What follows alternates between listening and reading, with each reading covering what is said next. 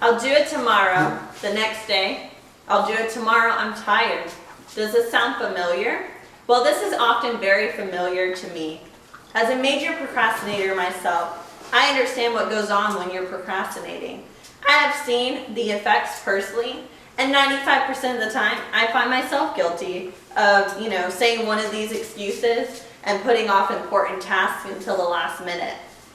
Everyone at some point in their life procrastinates, and there is a simple way to overcome this. In order to overcome this, you need to understand what procrastination is, and if you do it, how procrastination affects your health, and the simple ways to overcome it. To start off our understanding, what is procrastination? Well, according to Wikipedia, procrastination is the avoidance of doing a task that needs to be accomplished. Procrastination can take a hold on any aspect of life.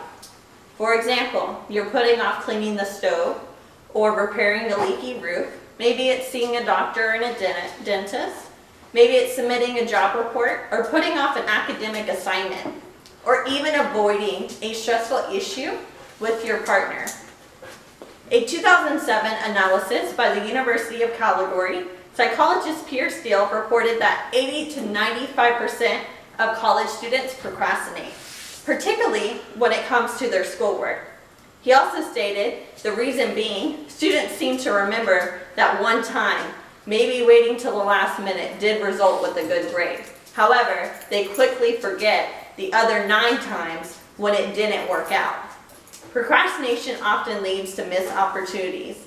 For example, if you see an application for a job that you're interested in and you decide to apply for it, you might say to yourself, oh, I'll just apply next week. Then next week, you forget. But now you remember, but it's too late. You realize the deadline was a week ago, and if only you had applied right away, you might have actually had a chance. That's a great example of a missed opportunity, all because of, procrastination. There are many reasons behind procrastination. Some examples are, I just don't feel like doing it. Or, but I don't know how. But what if I can't just cut it? Man, this stuff is just plain boring. Many of us have probably used at least one of these excuses at least once in your lifetime. So now that you know what procrastination is and how to identify a procrastinator, are you a procrastinator? I know I am. How does procrastination affect our health? Well, a recent study conducted by a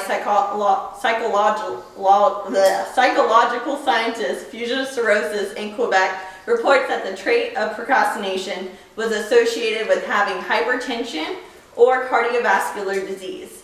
Evidence suggests that when you put off these important tasks, it causes stress levels to rise, and this additional stress can contribute to negative psychological impacts on the body.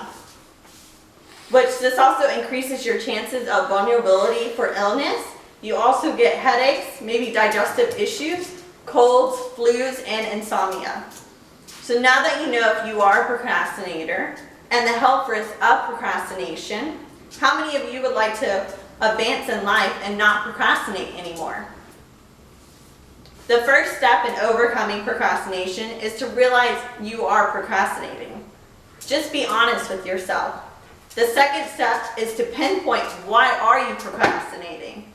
For example, you might find your job unpleasant and tend to call out of work frequently.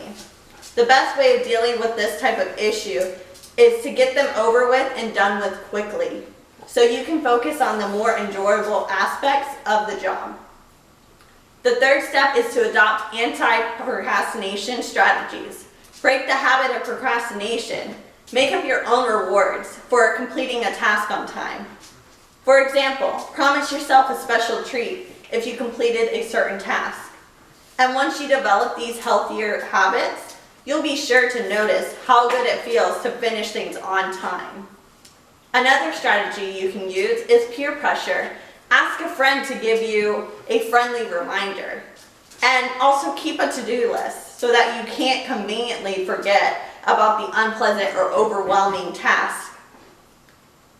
And just remember, identify the unpleasant consequences of not doing the task at all. And remember, the longer you can spend without procrastination, the greater chances of you breaking that destructive habit for good. So now that you recognize that you are a procrastinator and how it affects your health and the simple solutions to overcome procrastination, I challenge you all to break the habit of procrastination. Let's all be proactive and productive in life. Thank you.